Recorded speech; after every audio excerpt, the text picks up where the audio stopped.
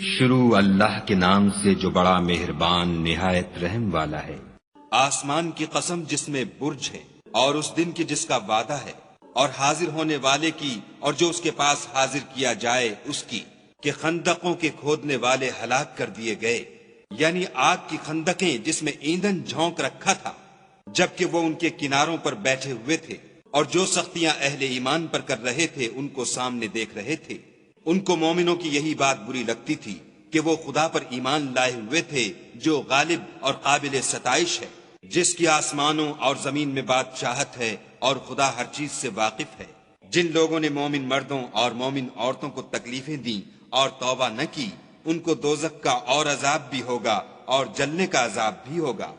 اور جو لوگ ایمان لائے اور نیک کام کرتے رہے ان کے لیے باغات ہیں جن کے نیچے نہریں بہہ رہی ہیں، یہی بڑی کامیابی ہے۔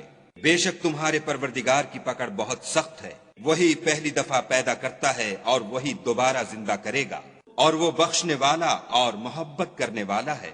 عرش کا مالک بڑی شان والا، جو چاہتا ہے کر دیتا ہے۔ بھلا تم کو لشکروں کا حال معلوم ہوا ہے، یعنی فرعون اور سمود کا، لیکن کافر جان بوجھ کر تکذیب میں گرفتار ہیں، اور خدا بھی ان کو گردا گرد سے گھیرے ہوئے ہے۔ یہ کتاب ہزل و بطلان نہیں بلکہ یہ قرآن عظیم الشان ہے، لوح محفوظ میں لکھا ہوا۔